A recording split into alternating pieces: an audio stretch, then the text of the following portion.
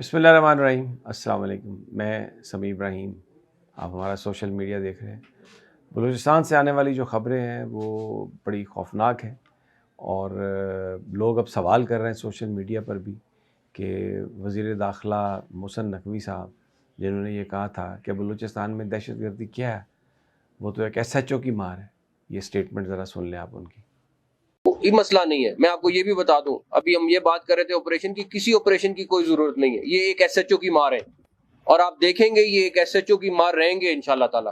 ان کے لیے کوئی لمبی چوڑی ہمیں سائنس کرنے کی ضرورت نہیں ہے، یہ دہشت گرد ہیں، اور دہشت گردوں کا مقابلہ کرنا ہماری سول آرم فورسز بھی جانتی ہیں، ہماری آرم فورسز بھی جانتی ہیں، ہماری پولیس بھی جانتی ہے، اور ان کا بندوبست ہوگا۔ یہ فوٹیجز چل رہی ہیں سوشل میڈیا پر جس میں انہوں نے قطاریں بنائی ہوئی ہیں، بیچارے جو اغوا ہوئے ہیں لوگ، اور ان کو وہ پہاڑوں میں اتنی آزادانہ نقل و حرکت ان کو لے جایا جا رہا ہے، کوئی پوچھنے والا نہیں ہے، کوئی دیکھنے والا نہیں ہے۔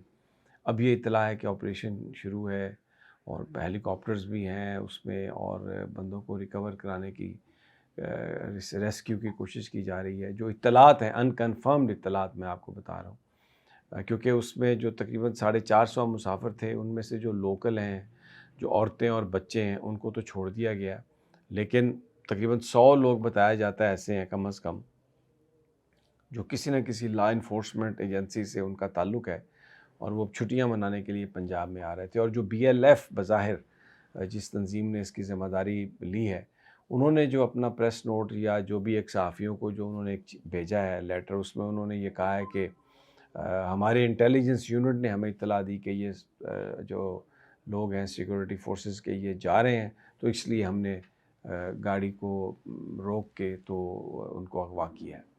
اور یہ جو گاڑی کا جو ابتدائی جو حصہ تھا، جو فرنٹ تھا، وہاں پر ایکچولی جو بلاسٹ ہے اس جگہ پر کیا گیا، اور جو ٹرین کے جو ڈرائیور تھے وہ ان کی شہادت ہو گئی ہے۔ اس کے علاوہ بتایا جا رہا ہے کہ 6 اور لوگ ہیں، غالباً ان کا تعلق بھی سیکورٹی فورسز سے ہے، وہ شہید ہوئے ہیں۔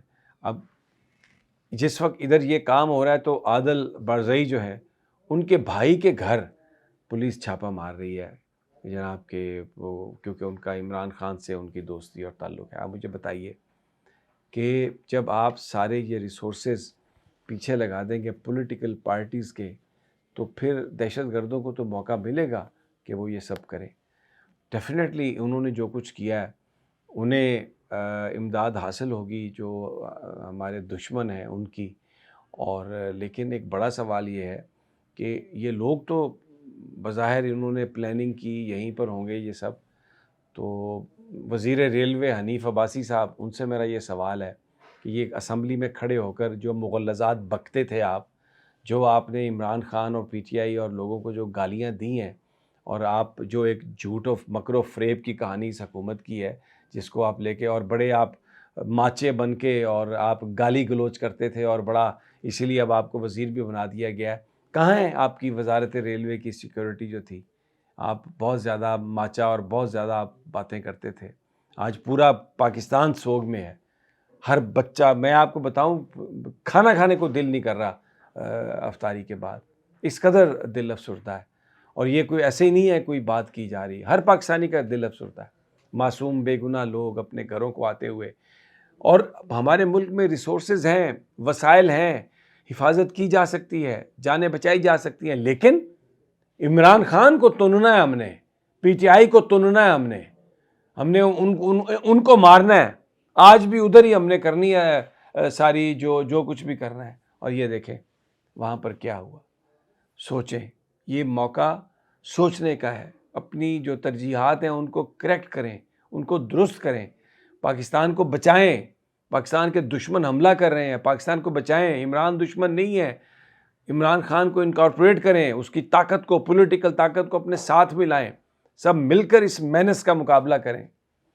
بہت ہی افسوسناک ہے یہ صورتحال۔ اب ایک تو وہاں سے آنے والی جو اطلاعات ہیں، میں یہ کہتا ہوں کہ وہ انکنفرم بھی ہوں گی، اس لیے کہ بڑا مشکل ٹرین ہے، اور وہاں پر بہرحال ٹرین جو ہے وہاں سے جو پیسنجرز ہیں ان کو ریموو کیا گیا ہے، زخمیوں کی بھی مرہم پٹی کی گئی ہے، ان کو طبی امداد دی گئی ہے، اور لیکن وہ وہ جو سروس مین ہیں ہمارے جو سیکورٹی فورسز کے لوگ ہیں ان کے خاندانوں پر کیا بیت رہی ہوگی مجھے یہ بتائیے، جن کو اغوا کر لیا گیا، جن کو پوری یہ فوٹیجز ڈرون پہ بنا کے بھیجی ہے انہوں نے. آپ مجھے دیکھیں یہ کیا مطلب اتنی منظم طریقے سے یہ کارروائی ہوئی ہے. تو کیا کوئی یہ تو آ جاتا ہے، پی ٹی آئی جلسہ کرے تو آ جاتی ہے انٹیلیجنس رپورٹ کہ جی 4 دہشت گرد آ گئے ہیں، حملہ کر سکتے ہیں، اور اس بنیاد پر جلسے کی اجازت دی ہے. تو اب یہ اتنی پوری ٹرین اغوا کی ہے، اب کہیں کوئی انٹیلیجنس چیٹر نہیں آیا، کوئی انٹیلیجنس کی کہانی نہیں آئی، کوئی رپورٹ نہیں آئی کہ یہاں پر کیا ہونے والا ہے. افسوسناک، نہایت افسوسناک. ہماری ترجیحات اور ہمارے وسائل کہاں استعمال ہو رہے ہیں اور ہمارے معصوم شہری کس طریقے سے اس دہشت گردی کا نشانہ بن رہے ہیں. Very sad. پورا پاکستان آج غم میں، اور اس پر بات کرنی پڑے گی سب کو. اور پھر وہی یعنی سب سے پہلے کیا ہوتا ہے، بلیک آؤٹ کرو جی، یہ خبر جو ہم دیں گے یہ چلائیں آپ. بھائی سب کو پتہ چل گیا، لوگ بیچارے مارے گئے، لوگ چلے گئے، اغوا ہو گئے، اور آپ ہماری خبر جو ہم کہیں گے جی یہ حکومت کہتی ہے وہ چلائیں آپ. بہرحال اس وقت تک کی یہ صورتحال ہے، اور ہم سب دعا گو ہیں کہ اللہ تعالیٰ ہماری جو وہاں پر جو بھی آپریشن کریں فورسز، اللہ انہیں کامیابی دے، اور جو لوگ اغوا ہوئے ہیں ان کو بڑے بحفاظت ریکور ان کو کروایا جائے. اور وہ جو لوگ ہیں دوسرے کوشش کریں کہ مذاکرات کے ذریعے کوئی معاملہ جو ہے اس کو حل کر لیں. دوسری جو بڑی خبر ہے وہ نعیم حیدر پنچوتا اور علیمہ بی بی کے بیچ میں ایک تلخ کلامی ہے یا ایکسچینج آف ہارٹ ورڈز جو ہے. مسئلہ یہ ہے کہ پچھلے چند ہفتوں سے یہ چیز چل رہی تھی. میں آپ کو اس کی بیک گراؤنڈ بتا دیتا ہوں کہ بڑے جو پی ٹی آئی کے لیڈر جو پی ٹی آئی کو چھوڑ کے جا چکے ہیں، جن کا کوئی تعلق ہی نہیں ہے پی ٹی آئی سے، لیکن ابھی اس وقت وہ پی ٹی آئی کے مامے بن گئے، وہ آ کے جی اپوزیشن لیڈر ہو جی، مولانا فضل الرحمان آئے جی، فلاں لیڈر آئے جی، اتحاد ہو جی. بڑی اچھی بات ہے، عمران خان نے بھی کہا اتحاد ہونا چاہیے، لیکن not at the cost of all principles. مطلب صرف یہ نہیں ہے کہ اتحاد برائے اتحاد ہو اور پھر وہ 1 سال سے کوئی بڑا اتحاد تو بن نہیں سکا، جس سے ایک چیز واضح ہے کہ شاید اس کے بیچ میں کوئی رکاوٹ ہے، کوئی بڑی رکاوٹ ہے، کوئی ہونے نہیں دے رہا. تو اس میں علیمہ خان صاحبہ نے پچھلے مطلب ابھی کچھ عرصے سے چیزیں جو ہیں وہ تھوڑا سٹریم لائن ہوئی ہیں، اور وہ جو ہر بندہ بات کرتا تھا کہ شام کے پروگراموں میں بھی اور دن کے پروگراموں میں بھی اور ملاقاتیں بھی تھیں، وہ تھوڑی سی پابندی لگی تھی. تو آج انہوں نے کہا علیمہ بی بی نے کہ یہ بالکل جو وکیل جس کی جو رسپانسبلٹی ہے کوئی وہی ملے، اگر کسی کی رسپانسبلٹی نہیں ہے تو وہ نہ ملے. ایک طرح سے انہوں نے اپنی خفگی کا اظہار کیا. بہت سارے لوگ کہتے ہیں کہ اگر وہ اس کا اظہار لوگوں کے سامنے نہ کرتیں تو زیادہ بہتر ہوتا. ہو سکتا ہے کہ اگر وہ علیحدہ انہیں کچھ سمجھا دیتی تو وہ زیادہ بہتر ہوتا. لیکن انہوں نے ایک بات کہی کہ جو وکلاء ہیں جس کی رسپانسبلٹی جو ہے اور جس کو ضرورت ہے اس کے بغیر کوئی نہ ملے. کیونکہ ایک بات تو ضرور ہے کہ پارٹی کے اندر ایک بے چینی ہے کہ یہ جو وکلاء ہیں انہوں نے پورا عمران خان کے اوپر قبضہ کر لیا. اب بظاہر قبضہ کر لیا، لیکن ظاہر ہے انہوں نے لیگل پوائنٹ بھی ڈسکس کرنے ہوتے ہیں، مقدمے چل رہے ہوتے ہیں. اگر ان کی بات سنیں تو وہ جسٹیفائی ان کا سٹانس ہے.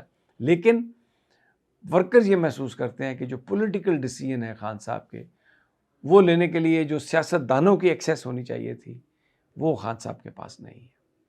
تو اندر سے بھی یہ اطلاع ہے غالباً کہ خان صاحب کا بھی یہی خیال ہے کہ اگر یہ جو ساری گفتگو ہے میڈیا کے سامنے نہ ہوئی ہوتی تو بہتر تھا. نعیم حیدر پنچوتا نے بھی انہوں نے اپنے ایک ویلاگ میں کہا ہے کہ علیمہ خان میری ماں جیسی ہیں اور کوئی ایسی بات نہیں ہے. اور دیکھیں ڈفرینس آف اوپینین ہونے کا مطلب یہ نہیں ہے کہ کوئی گالی گلوچ ہوئی خدا نخواستہ.